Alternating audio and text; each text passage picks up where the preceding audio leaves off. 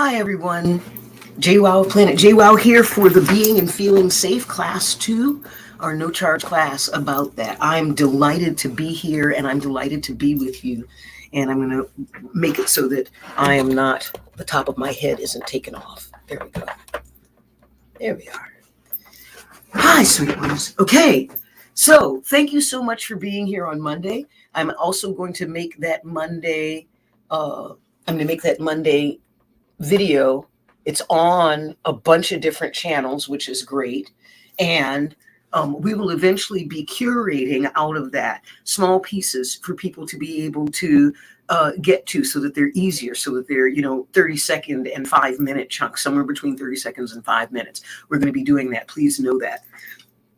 Okay. Again, lots to cover in our class today. This is class 2 of 4. There's another class about this being and feeling safe.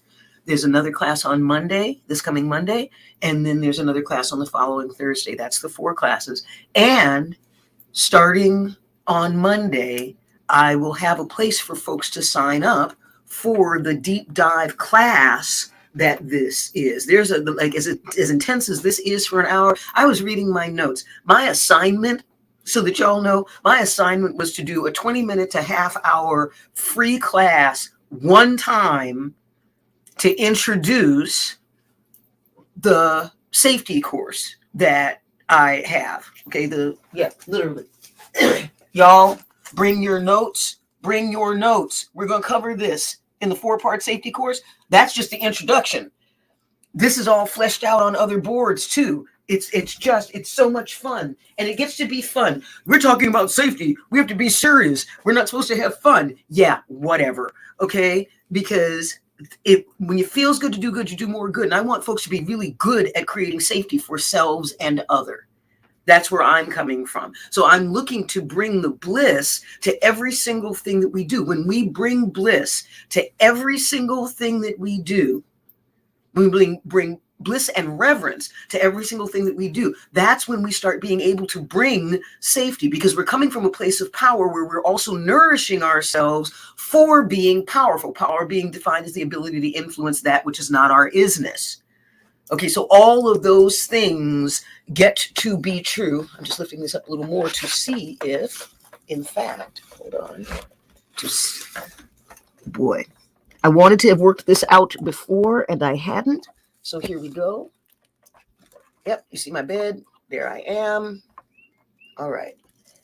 All right, I think that's going to be high enough. Great, because I want you to be able to see my hands, because I talk with my hands a lot. You guys have noticed that, I imagine. Okay, so from this place of power and empowerment, we talked about this last time. Just quick recap. We talked about what safety means. Sovereign awareness from everyone. Thank you. And we worked backwards from the gratitude and gratitude of the thank you for a world that we can all be in, where we get to have the opportunity to figure out and choose whether or not we are and feel safe. Are we being safe, and are we feeling safe? Okay, those are 2 separate things that are very important to the experience of safety. And so thank you for a world being a context where we can do that, because that's very different from the way most people define the world. That's one thing. And then the second thing is going to be, well, the next thing is going to be, out of that thank you for that world, safety, sovereign awareness from everyone. Where do we define what everyone is in this particular context, so that we have limits that create freedom? I'm going to say that again, so that we have limits that create freedom. And those limits that create our freedom are the structures of bridging. They're the structures of bridging into open spaces. They're the structures, they're the fences that are a good thing, that hold things out that we would rather not have present with us, and hold us in spaces where we get to be our fully expressed selves. So that's one of the things that for everyone of the safety brings us the opportunity and option to experience that kind of freedom. And the everyone who gets that is the everyone who's inside the safety zone, who's inside the nope wall, who's inside the boundary, who's inside the building, because a building is more than a gate. A building is a gate on, pharmaceutical grade multivitamins. All right. It's a gate where it not only arbitrates who gets to come, a building, who gets to come in and out, who gets to stay inside. Some people like me want to stay inside. I've been out of my house since COVID lockdown. I've been out of my house 12 times. I feel safe in here. I don't feel safe out in the world yet right now. A whole bunch of you do. Go you. I don't. All right. We'll get there. That's what a building offers. It offers the comfort and the freedom in a contained space. So when we use our languaging and definitions, remember our languaging is the spell, right? We spell the words with the sigil, with the sigils that the alphabet is, any alphabet of any languaging. We then spell, as in magic, we then spell the words that generate the contexts that hold our realities. That gets to be true. Yay, us. You want to talk about power? Real magic? That's how we do it, with our languaging. You throw in Dr. Emoto's work where he talks about how the words that we put on a bottle of water change the literal crystalline structure of the water. For those of you who don't believe in Dr. Emoto's work, great. I'm not talking with you in this section. All right. This is what I believe. And if you don't believe it, you don't have to listen to it. It doesn't negate all the other things that I'm saying. It's just that you don't, agree with this part. Great. You're still going to get a bunch from what we're doing right here. Go you. All right. So if we are then 70% water, then that means that we have an amazing tool that does get weaponized.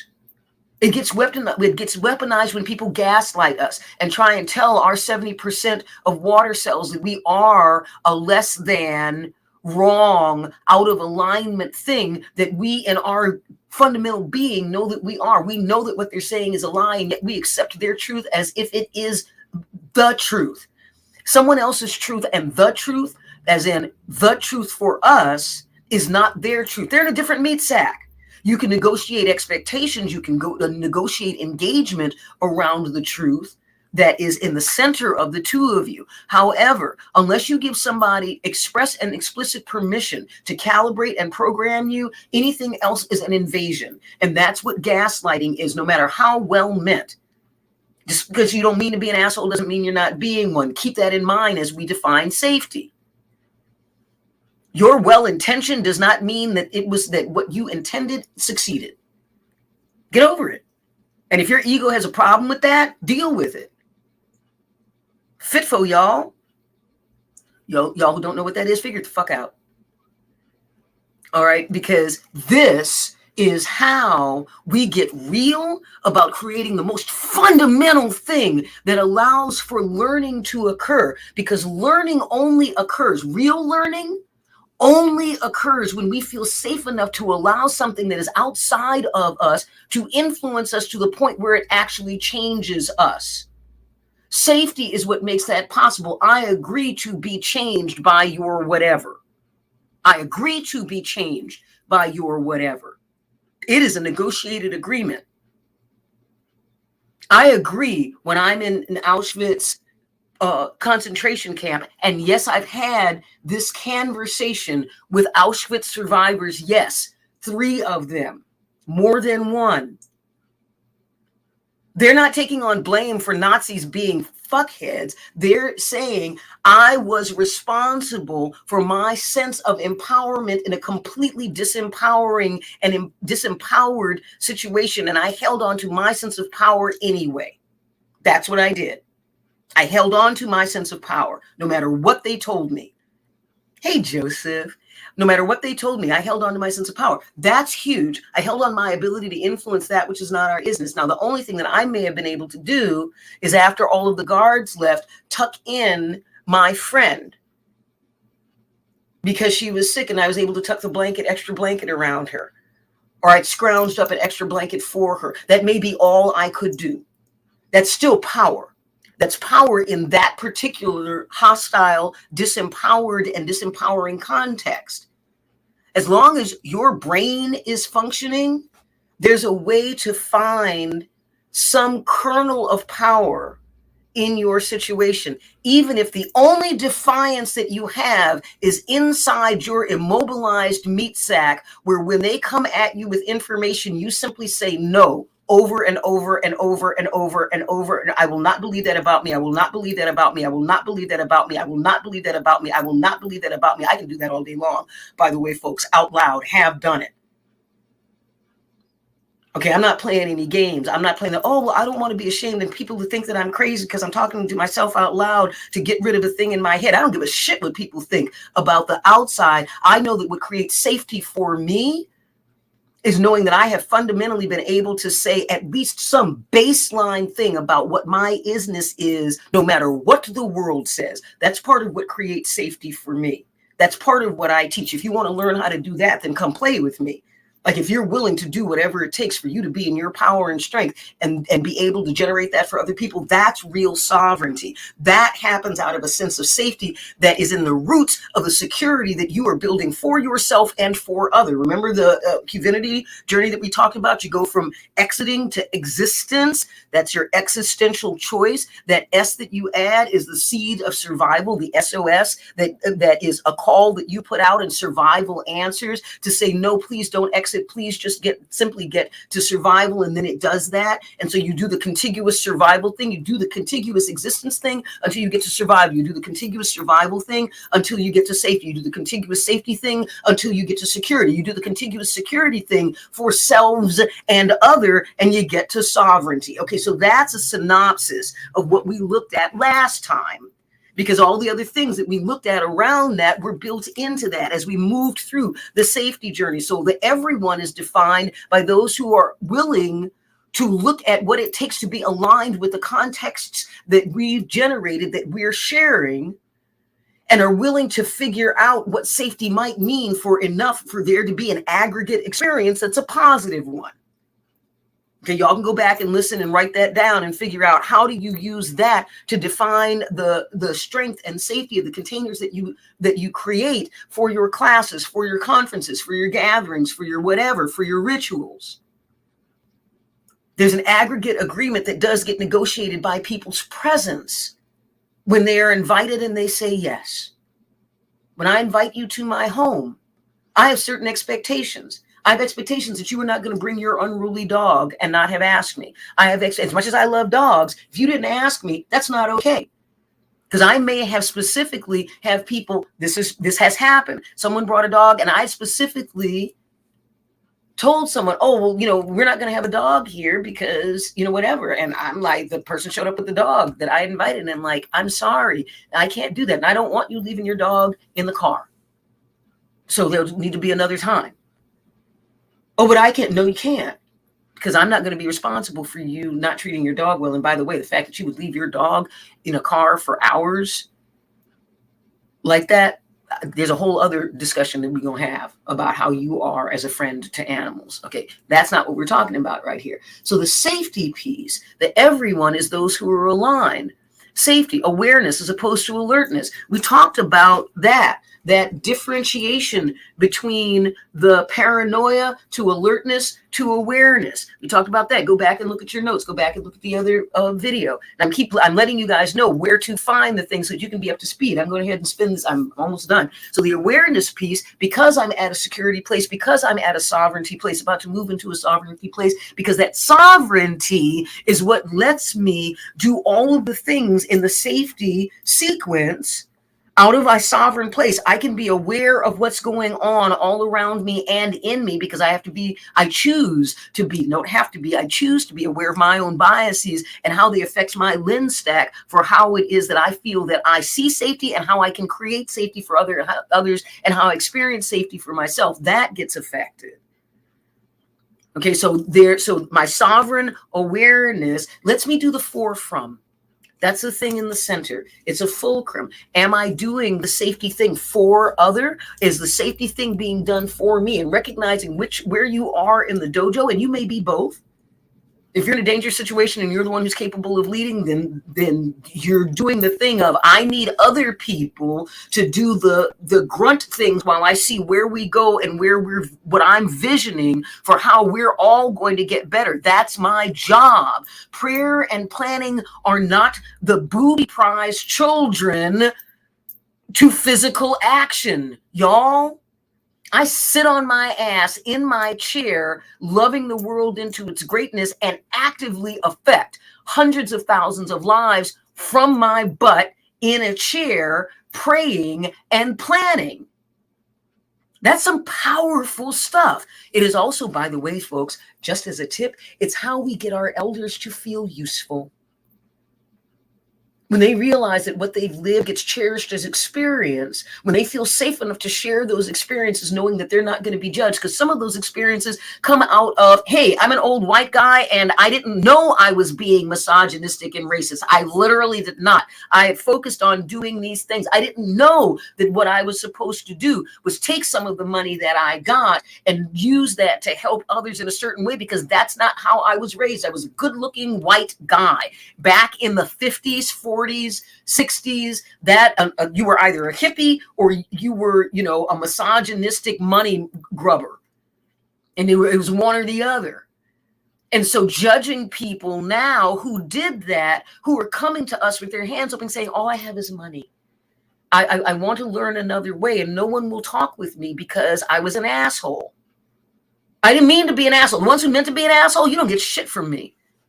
If you knew exactly what you were doing and you decided that you were too greedy, unless you can tell me that you've got cancer and you're on your deathbed and it is something that big that has turned your life around and turned your head around, I'm not the person for you to talk with, because I'm pissed that you didn't have enough spine to stand up for what was good and all you focused on was the money. However, the ones who simply focused on the money and then looked around one day and went, oh, Lord, it's not about the money. I mean, I'm glad I have it. I'm not complaining. And oh my God, I didn't even look at what else is available. Often that happens to people when they have kids. All of a sudden their kids bring wonder into their lives and they're like, what do you mean there's magic beyond money?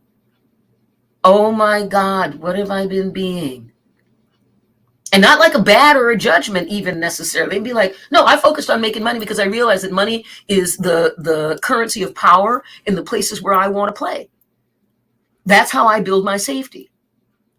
So what we're talking about today is, what are the mindsets that keep us from having safety in all the places where we want to have safety? And how do we build mindsets that get us to the safety that we say that we want? Literally, how do we, like, what are the steps that we can take? Because there are many, many roads to safety. There's not a single way to do safety. Razor wire is a way to do safety. That's a physical way to do, like locking your doors is a way to do safety. So Oprah did, and I'm not joking, Oprah did a whole piece simply on, they tested in a neighborhood. They went up to the front door and said, all we're doing is checking to see who's locked their side door or back door. We saw that your garage door was open. Is the door to your house from the garage locked? That's what we want to know. Oprah was horrified to discover it was something crazy like 85 or 90% of the people, of the 150 people that they talked to in this neighborhood, 85 or 90% of them did not lock the things. But we're safe. That's why we live in the suburbs, so that, we can be safe. Just one street over, they broke into people's houses. You're not safe. This is a case of you're not acknowledging that there's a notness of safety that is nearby. And then folks are like, well, I'm not going to lock my door because I'm not going to call in danger. I'm not going to believe that danger can happen to me. And therefore I will be safe. Okay, that's that wonderful thing. That's that wonderful meme where the live chicken is walking by a KFC and the tagline says, yea, though I walk through the valley of death. Okay, right? Or as I'll say, around safety. You know, you don't have a chicken's chance in KFC hell of getting whatever it is, because what we're talking about is safety to your integrity for your mission or or yourselves. That's the discussion that we're having. So how do we, what is the vision set? What is the lens stack that we need for looking at safety in a way that looks at the shadow, the notness of the very safety that we want? How do we look at that in ways that get us to the power of actually generating safety? One of them is to be in the conversation, the negative, the obverse of the conversation. What is the conversation that we need to have in order to know what our fundamentals around safety are, so that we can work on creating contiguous safety that gets us to security, and contiguous security that gets us to sovereignty? Part of why I'm starting back at the safety and not starting at security is because you can't have security. Tantrikas, brotherhood and sisterhood of the yoga pants, y'all can't have the security that you're talking about until you understand safety. That's why organizations like S.A.F.E.T.Y, I want y'all to know that one of S.A.F.E.T.'s founders asked me specifically to generate a safety course so that it could be offered to S.A.F.E.T.Y. And I'm going to see if that person still means it, because that's one of the biggest things that's needed. There's incredible power in tantric work. There's incredible healing available working with that whole, sacral thing of that tantrikas and yoginis and all them, them people work with. I ain't one of them, right? And I say that because I don't have any desire to be one of them. They got some stuff to figure out first, as far as I'm concerned. And it's so fundamental what they need to figure out, as far as I'm concerned. Not all of them. There are a few that actually take safety seriously. But I tell you right now, in S.A.F.E.T.Y, I hear it's insane how many problems I hear with S.A.F.E.T.Y that are rooted in folks not being committed to safety first, so that there is safety in the foundation and roots of the security work that they're doing at a tantric level. That next place into security comes out of having done your safety work at the literal baseline of your tantric thing. It's huge. So how do we look at what doesn't work around safety and then come into this is what can work? What is the conversation around safety? The conversation around safety is that it doesn't get negotiated. Negotiation is critical to generating realities that work for multiple people. Now, those multiple people, in my case, may be inside you. I'm a multiple. Those multiple people may be outside your meat sack. It may be both. Knowing that there are multiple beings who are looking to negotiate a shared reality, that's when safety becomes critical, because that's how you negotiate the foundational base upon which everyone gets to stand. When you start with a conversation around safety, now you're having a conversation around what do we do with the roots of who we are in this context, with this content at this time. What do we do with that we can do together? What is it that we can do that we're sharing? How do we have this conversation and then conversation about the power in our roots that we get to have the honor of, not have to, but not need to?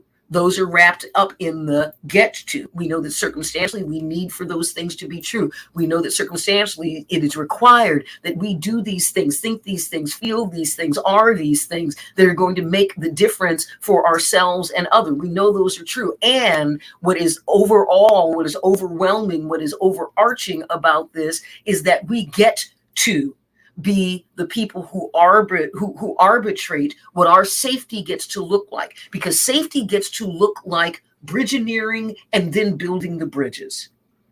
The caliber of the dust with which we make our bricks affects the strength of the bridges we get to build. The caliber of the dust with which we make our bricks affects the strength of the bridges we get to build. That is a precept that is fundamental to well-negotiated, well-built safety that is able to be bridged in the beginning to our internal selves, our internal parts. There's your parts work, there's your family work for the internal work, doing that, learning in that space that we actually have control over what it is that we need to do to bridge in, and then turn it outward when we're in situations where we can look around and go, that reminds me of this internal bridge that I built that I could build here. Oh, the absence of that is why someone feels not safe, feels the notness of safety. They may not feel endangered. They may simply feel the notness of safety. The notness of safety is still not safety. Feeling the notness of safety or not feeling the safety that's present still means that you don't get to have the full experience of safety. And what we're looking for is a whole experience of safety as much as possible for as many people as possible in a tribal situation, in a gathering situation, in a multi-being situation. How do we do that? And I say multi-being. We bought the largest car ever made in America set on a Cadillac base, 1976 Oldsmobile Custom Cruiser station wagon, because there was no more Kerouac with your dog on the bus, because in 1981, my best friend and I wanted to drive across the country as two girls, a black girl and a white girl, driving across the country in 1981, the year that Reagan, got into office. Let me tell you, the country was not a safe place in a whole bunch of places. We got run out of time. So I won't do anything in Wyoming. No offense, Wyoming. You're going to have to apologize to me and convince me of some stuff before I go anywhere near you. They ran us out of Gillette, Wyoming, a posse of bad boys with a bunch of trucks in the back. One guy standing up in the back with a rifle pointed at us. Okay? Wyoming owes us an apology for that mess. We were not safe. We thought we were safe. We were two girls. We were 20 and 21.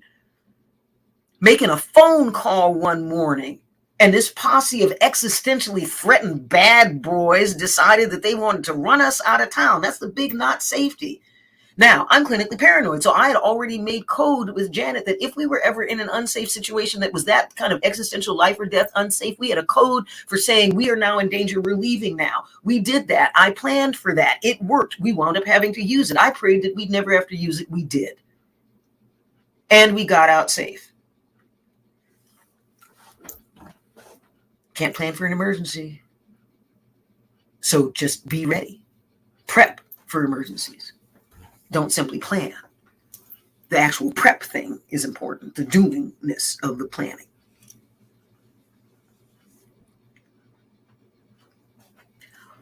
We're looking at the shadow of safety. What doesn't work? Sweet ones. What doesn't work is having expectations of safety in a situation and discovering after the fact that you in fact don't have it. Okay, and in case you're thinking this is some theoretical thinking, I want you to dive in with me. So imagine, I believe it's Tulsa, Oklahoma. By the way, you white folks out there who've been studying really hard and getting more awake and getting more aware, which I really appreciate, you know more about Black history than I do. I've just been living my modern, let me get through being in America, being Black, while you've been studying my history and what have you that was not taught to me in school. It wasn't taught to you. It wasn't taught to me either. So I have a whole bunch of white people who tell me about my history and how badass it is. And I haven't tracked all of the things that have gone wrong with being Black in America, that have gone wrong with being gay in America, that have gone wrong with being female in America, that have gone wrong with being mentally differently able, being physically differently abled, being older, all of those things. All of those isms that create schisms that people live in. I have not studied those that way. I count on y'all to study and let me know what I need to know. And instead, what I've been doing is living it. And then from that living place, looking at it and go, okay, that's true. Yay, you. Thank you so much for knowing that. And I'm here to confirm that what you're thinking is true. That's the role that I take on. And that way I don't have to relive all the horrors that make it so hostile for me to exist. Let me tell you straight up, it doesn't feel emotionally safe to do a whole lot of processing with 99.99% of the white people who are out there doing the things that are going to make it safe in the long run. I don't want to process. I want to talk about negotiating our new future together. But I don't want to process what didn't work before, because it didn't work. And I already have in my roots, in my blood, in my genetics, in my morphogenetic field, I already have the terror of being successful and then being killed.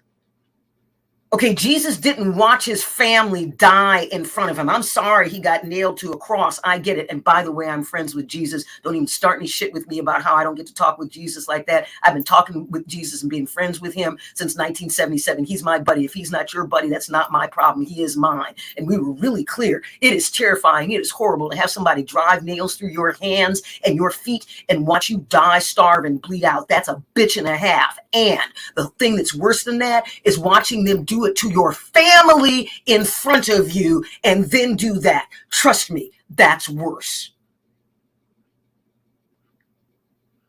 Welcome to Tulsa, Oklahoma. We got rich. We're Black people. We got free. We got rich. We used our smarts. They bought my family for strength and smarts, folks. I saw it on the cattle papers that I got to see. I got to hold in my hands the cattle papers that they had us on, the breeding papers, the goats, the pigs, the cows, the dogs, the horses, and the slaves were all of the animals on the cattle breeding papers. Talk about gaslighting an entire culture. The only way we could be safe was to be the animals that they told us that we were. That was the only way to be safe. Now, it just so happens that they bought my ancestors for strength and intelligence. So my mommy has a Harvard degree, and so do I. I plan on putting both of those on either side of the cattle breeding papers when I can find them. They're somewhere here. Only ones that are left. The plantation got destroyed. Where they came from. That gets to be true. However, it will live on because I speak it. I let y'all know. I've seen those papers. I've held those papers in my hands. And for those of you who believe me, it becomes a reality. So they bred us for intelligence. And yes, we had beloveds in Oklahoma. I am guessing. I don't know that for a fact. I just know that we had family in Oklahoma and we're really smart. So the chances of someone in my lineage being in Tulsa when the white folks came and set buildings on fire and killed women, children, and men in the streets, when they bombed places where Black people were busy being successful and smart, because Black people successful and smart was an existential threat. Thank you, Ronnie Jean Andrews Neal, was an existential threat to white people with money. Why does my melanin count threaten you? Chicken? See, Nazis and KKK people, they're chickens because they want to threaten. They have no spine. They may have the will to try and destroy other people. They have no spine. They don't understand what safety really means because they're not negotiating safety with their hate. Hate can negotiate a ceasefire. Hate does not generate safety. Safety happens in negotiations across intersectional nope walls. Because we're talking about fundamentals. Right? So when the nope array, when the nope wall hits, if you want to create safety, you want to continuously maintain and generate safety, you have to have some sort of negotiation across that nope wall with the thing that's the notness of the safety that you have, with the thing that is the danger. Now, if you can get to the point where you are so good at negotiating that across that shadow line, across that shine shadow, that SAS line, because it's sovereign alignment in shine and shadow. That's what SAS is. So if you can negotiate across that SAS line so that what you wind up with on the other side is ethical, dangerous ones. They're like, yep, we don't belong in there. We're a threat to you. You're a threat to us. It's all good. We're just different. Thank you very much, Katie. And so good to see you, sweetheart. I do hope that you and Jane will come visit us again, maybe this summer. I think I will be up for visits. We at Tal will be up for visits by then, and we miss you and we'd love to hug you. There aren't a lot of people that we want to hug anymore. Okay, like I'm going to go to places with a little sign. I'm going to make a little button that says, don't hug me. Don't come at me with open arms. I don't know you. I'm pissed about it. Before COVID, literally before COVID, I was dreading going to events because, let's face it, I'm incredibly huggable and I give phenomenal hugs, and I don't want to hug everybody. Just because I'm good at hugging people and just because they get a lot from hugging me doesn't mean that I have to. Just because I've made an agreement with spirit for healing to flow through me to other people so that they can get hugged does not mean that I feel safe with people hugging me all the time, and does not mean that I don't feel taken from. When people come up to me and say, do you want a hug? They want to make me a villain for saying no by doing that. Why don't you actually ask the question and say, I would love a hug. May I have one? Because that's what you mean. Don't ask me if I want a hug. I can tell you, thank you, and not right now, and maybe at another point, and thank you for asking. I don't have the option to do that. When you come at me with, hey, come in for a hug. Screw you. That's where I got to. I got pissed. For decades, for multiple decades, I've just hugged people. I've simply hugged people. And I also know that I've crossed that line. There's a thing that I used to do. I do it differently now. I would be so happy to be at gatherings with people who love me and were kind to me and were good to me and seem to really care about my well-being and what it is that I could do, that I would go around and I'd see a table that was full of my friends and maybe one or two people that I didn't know. And I just go around and I kiss them all on the head for breakfast and everybody smiled. Now, what I realized is what I was also doing was I had a negotiated understanding and expectation with most of those people, not everyone. So now what I do is I stand at the head of the table and say, I really have this incredible urge to hug everyone or give everybody a kiss on their head. And I don't want that to get weird for people. And I'd like to ask because it would make me happy. And if it's not going to make you happy, then please tell me. That would be great, because I don't want to do what doesn't make you happy. I want you to feel safe with me. And so I don't want you to feel like I am coming at you like people do. It would make me happy to show this expression of care to you. It would make me happy to physically touch you and be in this negotiated safety space with you so that we're exchanging the energetics and possibly pheromones of care. I would like to do that. May I do that, please? And then if I get that and I'm listening to people and they're going, not for me, I'm like, great. That's not making anybody wrong. I am literally setting out the parameters in my speaking of a new way of being about how we express care, the etiquette of care. That's what I'm setting up. What is the etiquette of care? Because that's also part of safety. If I don't assume just because I'm at an event that is designed to have people feel better about touching each other, if I still carry forward at that event the etiquette of care and ask before I automatically engage in some sort of intimate connection and engagement with someone, then there's a graciousness and empowerment that comes with feeling that way and having those behaviors. Y'all get that? If you get that, put a yes down here, please. Okay, yes, I get that there's an etiquette to care. Remember, we talked about last night at 3 o'clock in the morning.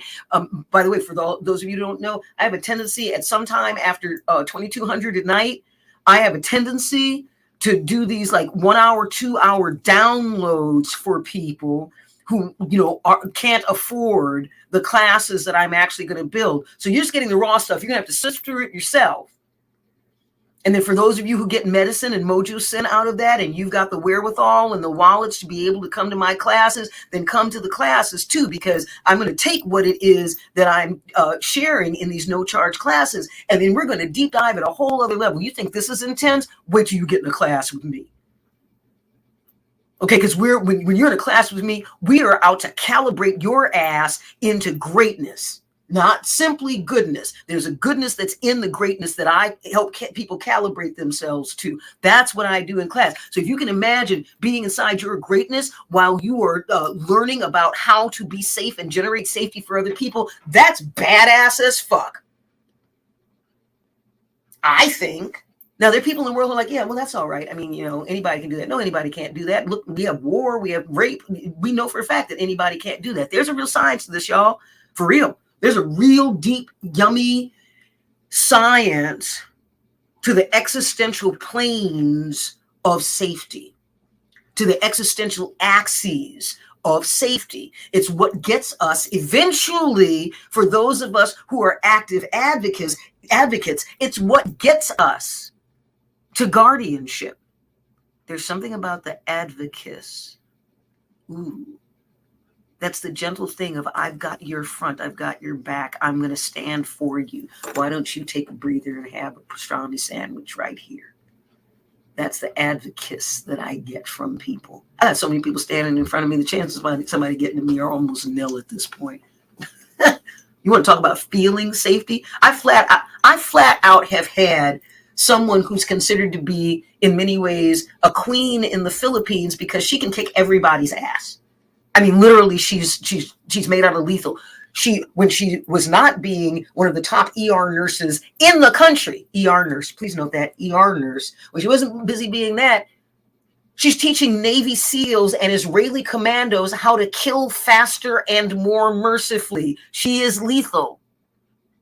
And when she looks at me and says, you go ahead and go in there, I got it, I will walk buck naked, covered in pheromone cream into a KKK meeting if Jeanette Ladoris tells me that I'm going to be safe going in there.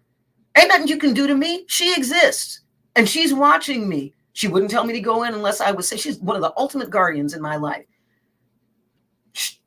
If she told me that I can walk in there, I can walk in there. I don't give a shit what you think, little KKK members. I don't give a shit what you think. If Jeanette said I'm safe in here, I'm safe up in here. And what that means on the other side of not safe for me is that your ass is going to be in pieces in a pot somewhere if you try and do the notness of safety with me, because she can do that. You do see that 18-wheeler full of weapons that she has back there, right? That she's good with all of them. Some of which she can just throw across the room like you're screwed. So let's just play the safety game and let me be able to say what I need to say. Let me feel and be safe at the same time so that things can flow through.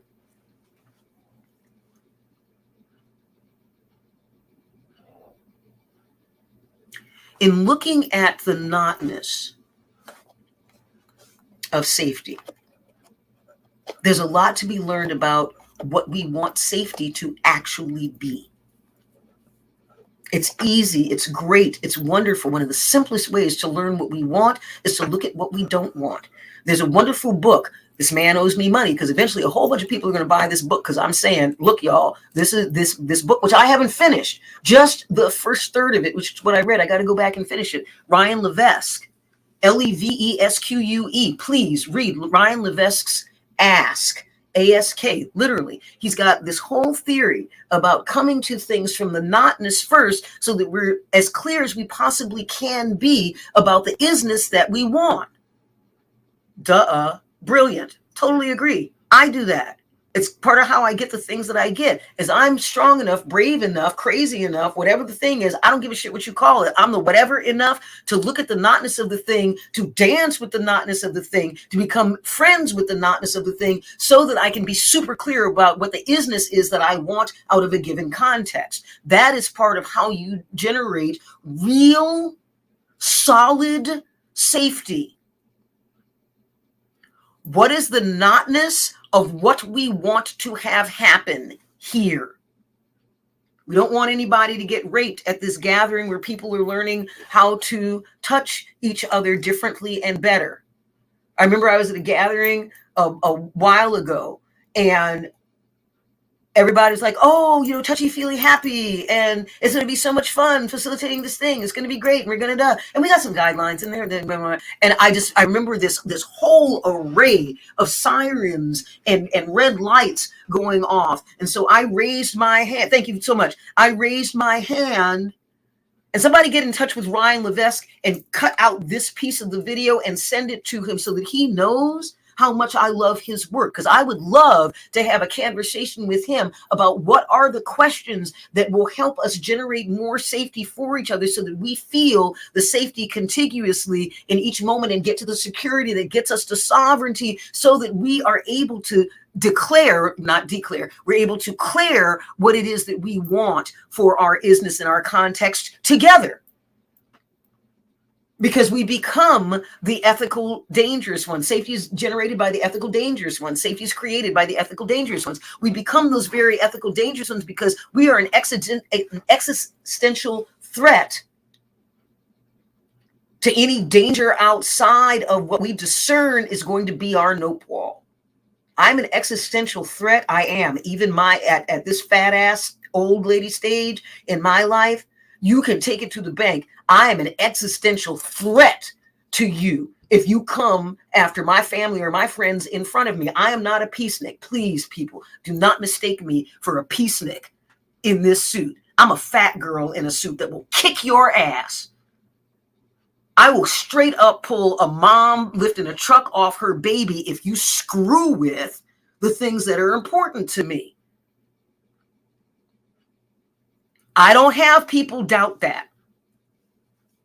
And all of us I can afford to be gentle. It's just like if you're 6'9" and 450 pounds of 0.5% body fat, you can afford to, make doilies and be super gentle and what have you, because anything that fucks with you, you're just going to hit it or sit on it. 450 pounds of something sits on you, you're going to be crushed. I'm saying, okay, so you can afford to be gentle. I'm a 900-pound gorilla that likes being gentle with people.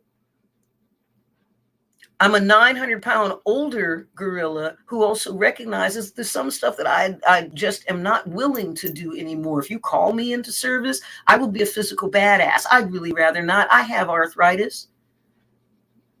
My arthritic older self will wipe you out if you create enough danger so that I have to shift the tools that I have worked so hard to cull from the weapons that kept me safe when I was younger, that I have now composted, converted, evolved into tools. If you make me have to reverse that work that I worked so hard on to be gentle, to trust, to be with people, to trust that the safety that they said that they were creating for us actually existed. If you make me go back on that work in any way, you will have pissed me off, and that's a bad idea. Did I mention that I'm crazy?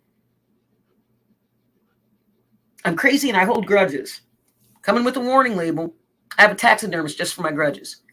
They die of old age and I have them stuffed and mounted. That's real. Ask my friends. Okay, I'm very proud of that. See, I tell people, you know why you're safe? Because if somebody screws with you on my watch, I have a taxidermist for my grudges, and I tell people straight up front, I am happy. If you fuck up enough, I am happy to bury the hatchet in the back of your head. That kind of belligerence, that's me being very clear when I don't have a lot of time about, I'm creating safety here. If you fuck with what I'm creating, I will hurt you. I will hit you until you go down, and then I will continue to create the safety. Oh, by the way, that's not some sort of theoretical thing. That's me in an alleyway with, as I told you, a guy who's 6'4" and 0.5% body fat. He was only coming in at about 250, not 450, with a gun that he put to my head. Well, he pointed it at my head, and I walked up to him and jammed my head on the barrel. Let's be clear. And told him that he couldn't kill me because I was on a mission from God. That gets to be true. I didn't say it made sense. I didn't say it was a smart thing to do. I said it's what I did. There was a junkie on the ground that God told me that I needed to get to the hospital. And this son of a bitch was between me and getting the junkie to the hospital. That wasn't going to happen. By the way, the junkie and I got to the hospital each time. And the person knew that I didn't have a weapon and they dropped it. Think about that. When you tell someone who's got a gun that's on your third eye, when you tell them that you don't have a weapon and you're going to kill them, and they drop the gun and run, think about that, sweet ones. I became an existential threat to someone who had a weapon because I am a goddamn weapon. Because I'm absolutely committed to safety and the success of people getting to safety. I want people to be able to do that.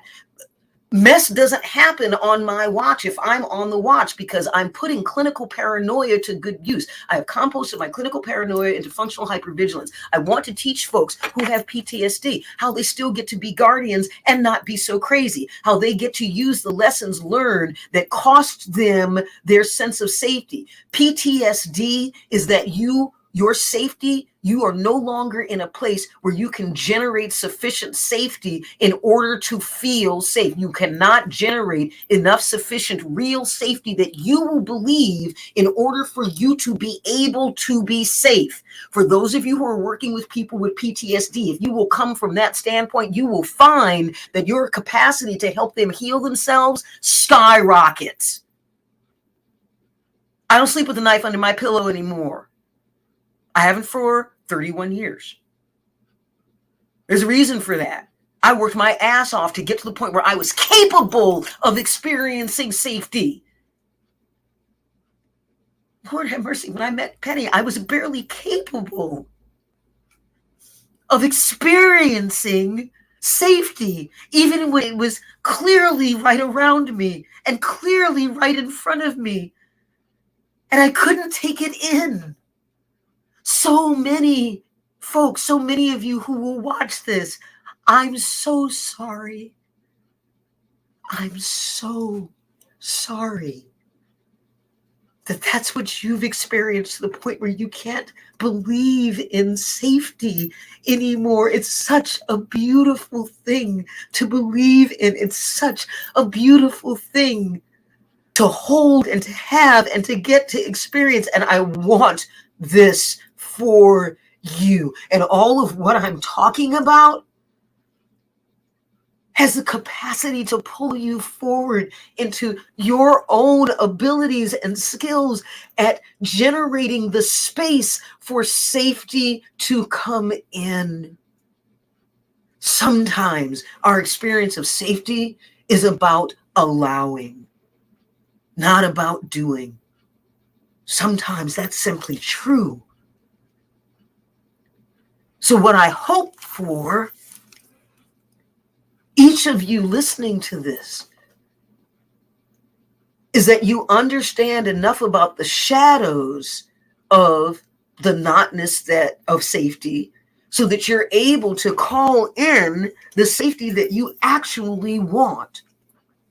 And then when you find yourself in situations where other people are not able to call in that safety, you are able to do so because you've done your homework. You're in your practice for yourself. You're able to step into your praxis.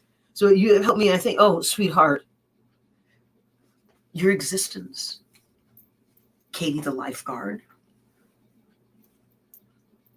you gave me a specific thing, sweetheart, with the transmutation of self that you, on an existential level, chose to do, so that I could see my power, so that I could experience my own power, and so that I could experience someone who was willing to love me when my isness threatened them at a fundamental physiological level, because that's what spirit wanted to have happen. And you know what I'm talking about.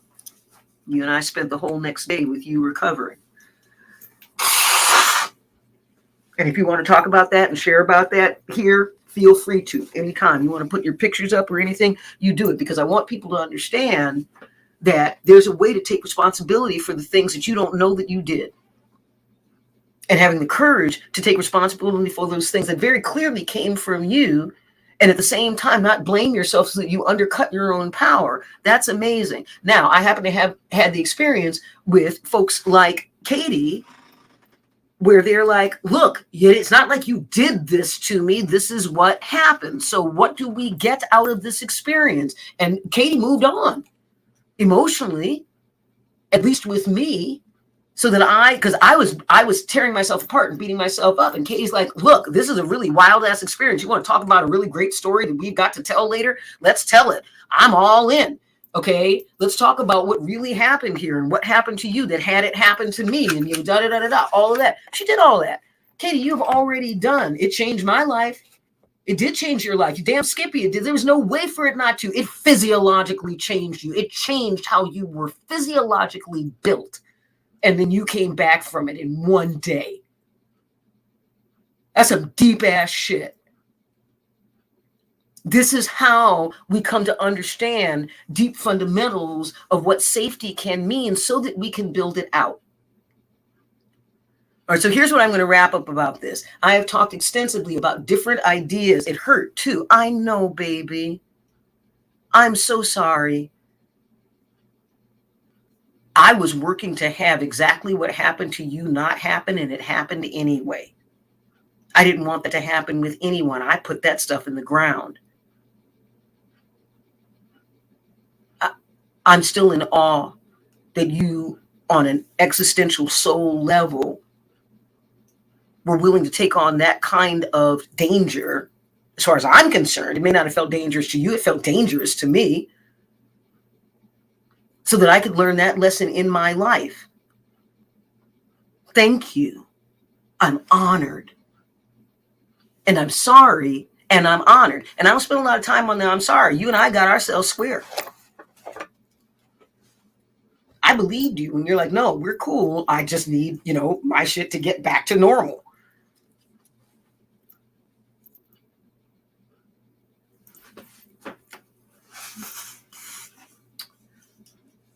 Katie just wrote, I'd do that again if we needed it. You're worth that and more. Oh.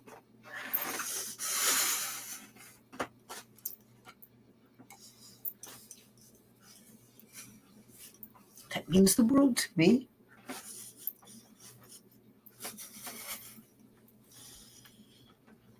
Thank you. I love you back, little gal. We love you back. Wow.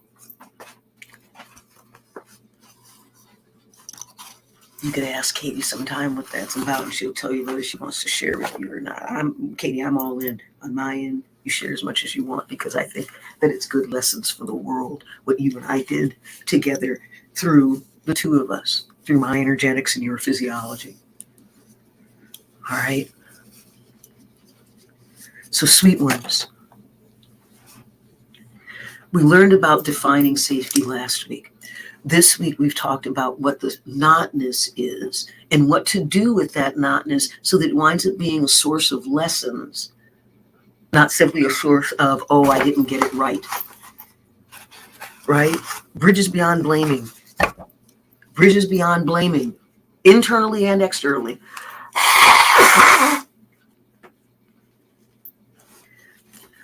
Oh, yeah. By the way, folks, Katie Max, amazing human being. I hope one day she sees this. I hope one day she checks in.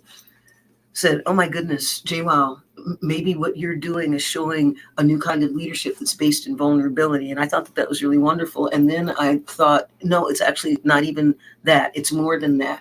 I am where I authentically am as a human being, and I'm speaking the truths that I know and sharing them with you and hoping that they are mojicin for you. And I love hearing from you how you use them and run with them. And Katie, to that end, at some point, I would love to hear, and you are welcome to share it in public. You don't have to ask my permission, because I want people to get the level of lesson that you got without necessarily having to go through it. That's part of what you made available inside the life legend of my life, my very transparency, truth, and trust-oriented life. And so as much as you want to share so that people will learn, I am my world is a safe context. Planet JWoww, my world is a safe context where you get to share that, where not only is there no judgment, people are going to do their best to get the mojicin out of that because you had the courage to present it. So I would love to hear what you learned from that experience. I'd love to hear what that experience was. Feel free to write it on my page here on the Planet JWoww profile page. What happened and what you learned. I would love to hear that. I'd love for our worlds to share that so that people can learn that unbelievably magical lesson about how magic is real and how healing can happen in a short amount of time. To me, that was years of healing that happened in a 36-hour period. It was off the chart, off the chart. Safety makes that kind of freedom to learn available. So this time, what we've talked about, okay, I'm a little late and I'm going to wrap up fairly quickly. So what we've talked about this time is the shadow of the SAS of safety. What it's not, and what we can do about that notness so that we actually compost it into lessons. That's what's next. So I'm going to have to go quickly now because I actually have a meeting. And I want to say thank you to everyone who's here now and in the future. So we're going to have another class, another no charge class on Monday, and I'm going to talk about how you can enroll in the safety class. That's the deep dive of this by next week, because I'll have the pieces in place. I don't have the pieces in place for the membership site. I don't have the pieces in place for the class. Anybody wants to help me get those pieces in place? Thank you very much. That would be wonderful. I know what to teach in the class. I don't have all the other mainstreaming, make sure that people get it pieces. So, open arms for those who want to stand up with me and have this happen even more. All right. Thank you all. I am JWoww of Planet JWoww. And we are a tribe-sourced human. This is our legend that we are building together, sweet ones. Thank you so much. Sticking to it. See you on Monday. Take good care. Until soon. Bye-bye.